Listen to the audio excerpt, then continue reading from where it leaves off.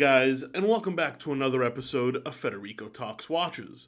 Today, I want to talk about in-house movements, potential deception, and something that I found out about which kind of disappointed me, but didn't surprise me. And at the end, I want to ask your opinion. Before we get started, customary wristwatch check. Today, I'm wearing the H. Moser & C. Endeavor 8-Day Power Reserve. Absolutely love this watch. Don't generally wear it a lot during the week because I don't dress up. I'm not really dressed up today, but I figured I'd throw on a shirt to wear the watch, take it out of the watch box a bit, and wear it around. This is a true in-house movement. Part of the reason I'm wearing it in this video today. But also, guys, go check out delraywatch.com. Bunch of new watches in stock. A new Tudor Black Bay ETA version black dial. Pretty rare, so not new to the site, but pre-owned. What else did we get in stock? A Reverso Tribute to 1931. Also very, very cool. An Alpina Pilot's watch, well under $1,000. How can you beat that? Amongst other goodies, all at delraywatch.com. Don't forget to check out the hot deals section for watches that are heavily, heavily discounted. All right, guys, let's get into it. I have my notes here. We're going to talk about in-house movements. And first, I think we have to define an in-house movement. What do you think when I say in-house? Well, you probably think a watch that doesn't use an ETA, a watch brand that makes their movement in-house, right, as it sounds. Well, that's not necessarily true, and this much I knew. In-house can mean one of three things. Either the watchmaker makes the movement in-house in their company. They may outsource a part or two. That's perfectly normal. Or they may also get another company, such as Concepto or La Joux Perret, a movement company, to make a movement for them and give them exclusive rights to it, and then they'll call it in-house because they're the only ones using it. That should be called an exclusive movement, not an in-house movement, but I digress. And the third one is they take an off-the-shelf movement and modify it so heavily that it becomes almost unrecognizable. Now, props to Watchfinder, their YouTube channel. They made a great video about what is an in-house movement. Just search Watchfinder in-house movement. I suggest you watch that. Very, very interesting stuff, even if you knew most of it already. The thing is, almost everybody uses ETA or Sellita movements claims to modify them.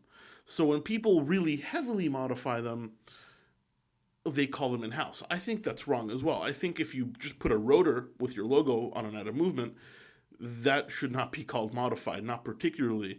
And when you modify something massively, then that should be called modified, but not necessarily in-house. But anyway, the three definitions: something truly in-house for the most part, something made by a third party for you exclusively, or a heavily modified pre-existing movements. All of those three definitions are used interchangeably in in-house nowadays. Now, I guess, how do I get to this? So here's the story. I got a few watches in for service, and I gave one to Hans. It was an in-house Panerai, and also we had an in-house IWC. And I was just shooting the shit with Hans after work, and we're talking, what do you think of that Panerai movement? What did you think of that IWC movement? And he told me, and they, they're open casebacks. They look entirely in-house. He told me it was actually a pretty smart design because the base plate of the movement was a base plate of an ETA 7750 in the IWC, and the base plate, an ETA 7750 on the Panerai and in the IWC. And we were talking about other companies, and he says he sees a lot of 6497 base plates as well. Now, yeah, for the most part, the rest of it is highly modified, but a lot of these ETA regulators and base plates, regulation systems and base plates, are used in these fully in-house movements.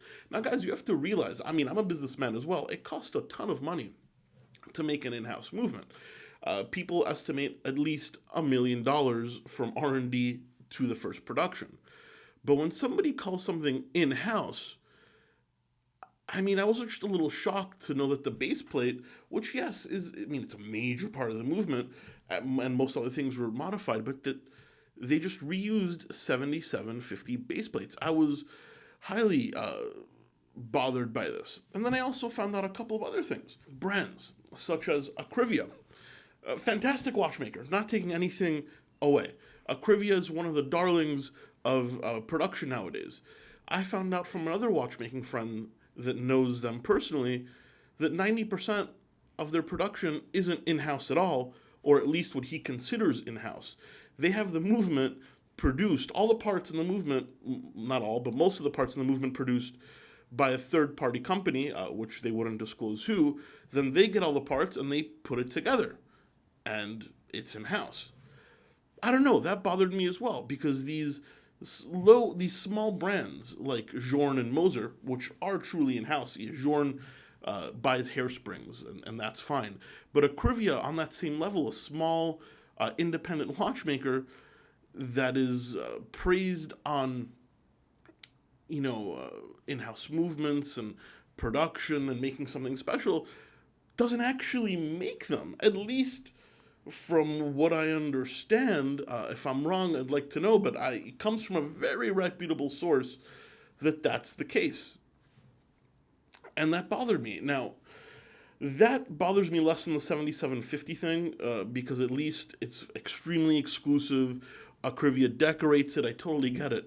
But to use basically the base of a 7750 at a movement, nothing wrong with the 7750, a great watch, but it is an at a movement, and then building on top of it an in-house movement, I don't know, that's lazy. And it's gotten to the point where, guys, watchmakers are getting caught left and right being lazy. I mean, I don't want to start drama again, but there's a very well-known in-house American brand that makes a movement that looks just like a 7750.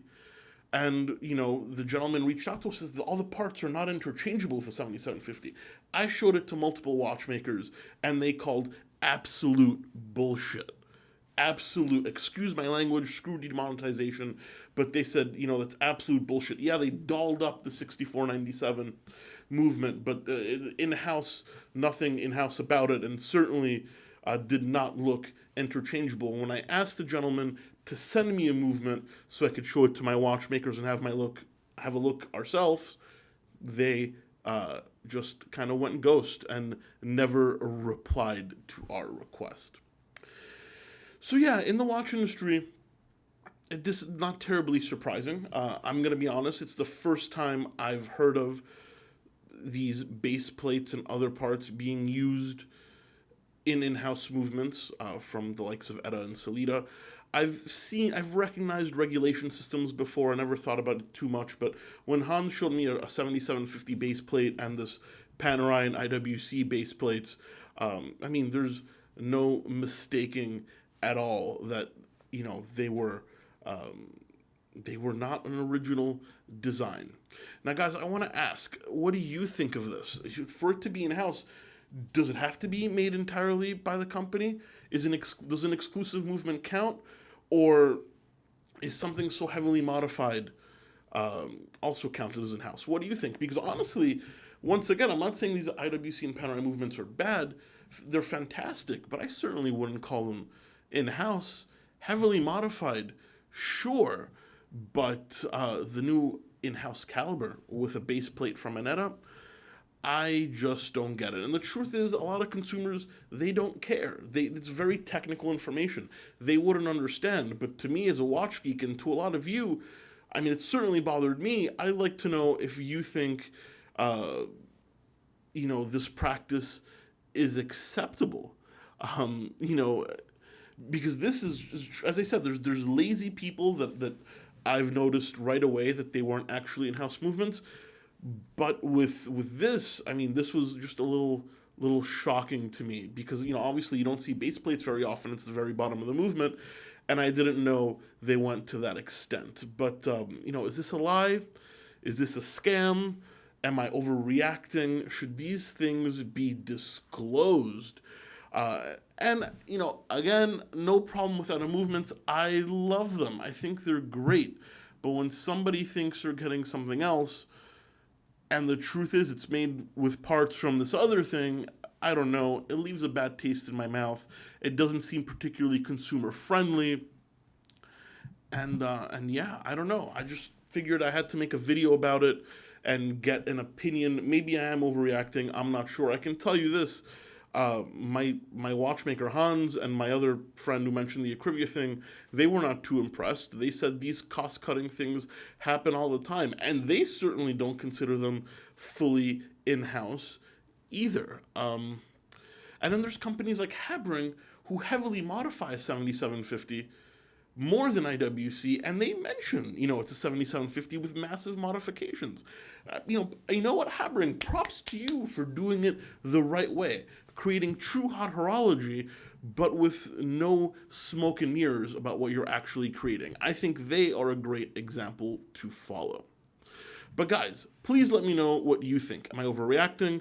Am I correct? Do you know of any other instances where this has happened? And this is hard to discover because unless you take apart a movement or you know a watchmaker as a friend who gives you this information, you would never know. But I'd be interested to know, as I said, what you guys think.